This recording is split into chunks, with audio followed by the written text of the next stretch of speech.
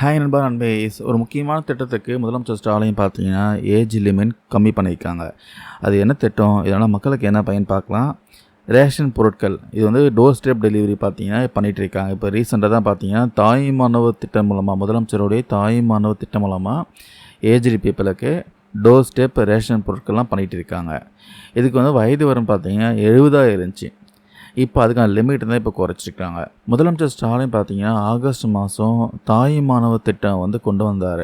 ஒவ்வொரு மாதமும் 2வது சனி ஞாயிற்றுக்கிழமைகளில் மூத்த குடிமக்கள் மற்றும் மாற்றுத்திறனாளிகளுடைய அவங்க இல்லத்துக்கே டைரெக்டாக போயிட்டு அவங்களுடைய ரேஷன் பொருட்கள்லாம் விநியோகிக்கப்படும். இதுதான் அந்த திட்டத்தோடைய நோக்கம். இந்த திட்டத்தோட ஏஜ் லிமிட் பார்த்தீங்கன்னா 70 வயசாக இருந்துச்சு. 70 வயசுக்கு மேலே இருக்கிறவங்க மட்டும் திட்டம் வந்து செயல்படுத்தி வந்தாங்க. இப்போ அதை கம்மி பண்ணியிருக்காங்க. 65 வயசாக வந்து தளர்த்திருக்காங்க.